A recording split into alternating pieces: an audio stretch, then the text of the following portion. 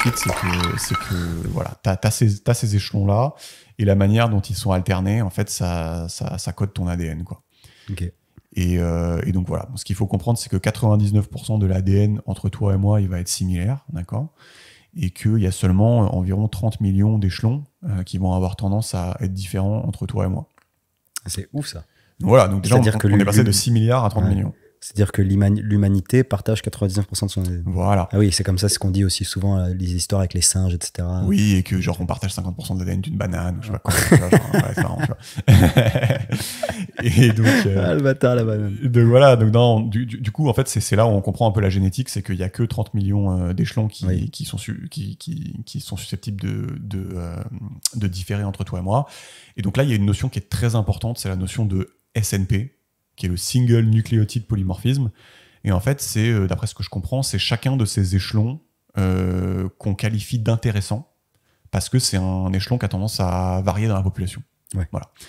Et donc, j'ai vu des définitions où on disait, en gros, pour qu'un échelon soit un SNP, il faut qu'il soit au moins partagé par 1% de la population. Mais après, bon, il y a des gens qui sont un peu... qui trouvent que ça pourrait être 0,5, tu vois, genre ça pourrait être 0,1. Il y a les détracteurs. Voilà. Mais bon, en tout cas, faut retenir qu'un SNP, du coup, c'est un échelon important, en gros, qui a tendance à différer entre les gens. Et du coup, en fait, ce qu'il faut comprendre, c'est que quand tu vas faire séquencer ton ADN dans une boîte comme 23andMe, dont on parlait tout à l'heure, pour 100 €, en fait, ce qu'ils font, c'est qu'ils regardent en fait tes SNP. Oui, d'accord. Parce que le reste, c'est pas intéressant puisque ce sera similaire à tout le monde. Voilà. Donc en gros, ce qu'ils font, c'est qu'ils disent, moi, je vais que regarder les SNP, je vais pas regarder la totalité de l'ADN. Donc c'est quand même beaucoup plus simple. C'est-à-dire qu'ils regardent pas les 3 milliards d'échelons, mais ils regardent juste les 30 millions, j'avais dit. Ouais, voilà. On nous a menti encore une fois. Une fois de plus. Voilà. Et donc, ce qui est rigolo, c'est quand tu fais séquencer ton truc par 23andMe, en gros, il te donne les raw data. Donc, il te donne un fichier texte où, en gros, tu as tous tes SNP. Ouais. Donc, évidemment, il n'y en a pas 3 milliards, il y en a moins, quoi, parce que sinon, ça serait compliqué. Et donc, il parle d'un gène important, donc un SNP important à connaître. Et c'est le SNP de Alzheimer. Donc, c'est l'allèle qui s'appelle APOE, qui est en gros, si tu as la séquence qui s'appelle l'allèle 4 de ce gène-là, en gros, c'est fortement associé avec la maladie d'Alzheimer. Et en gros, si tu l'as, cette allèle-là, tu vas avoir 40% de chances d'avoir Alzheimer, plutôt que dans la population générale, c'est 15% de chances d'avoir Alzheimer.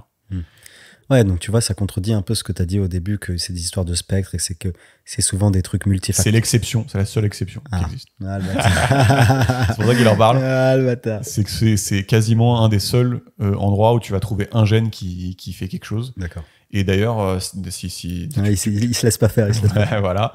Et tu peux te faire niquer parce que tu peux aussi avoir deux fois. C'est-à-dire que tu peux avoir celui de ta mère et celui de ton père. Et si tu l'as deux fois, c'est 1% de la population qui l'a deux fois. Ouais, si tu l'as deux fois, tu as 80% de chance d'avoir Alzheimer. Et ça peut piquer, quoi. Ah ouais. Voilà. Et donc, c'est très, très rare d'avoir un gène qui a autant de poids. Ouais. Et en fait, ce qu'il faut comprendre, c'est que comment tu détermines, en fait, c'est quoi les gènes typiquement qui te rendent gros ou des choses comme ça. En fait, c'est tu prends une énorme population, ça peut être 10 000 personnes, 100 000 personnes, 500 000 personnes, et tu vas regarder en gros les gens qui sont gros. Qu'est-ce qui diffère avec la population. Et comme justement, en gros, c'est ce qu'on disait tout à l'heure, c'est que la plupart des gènes ont un tout petit effet, typiquement de l'ordre de 0,01%. D'accord ? En gros, il va te falloir des échantillons massifs de population pour réussir à déterminer tous ces petits gènes qui ont un tout petit peu d'influence sur par exemple ici le poids, quoi. Ouais, je comprends.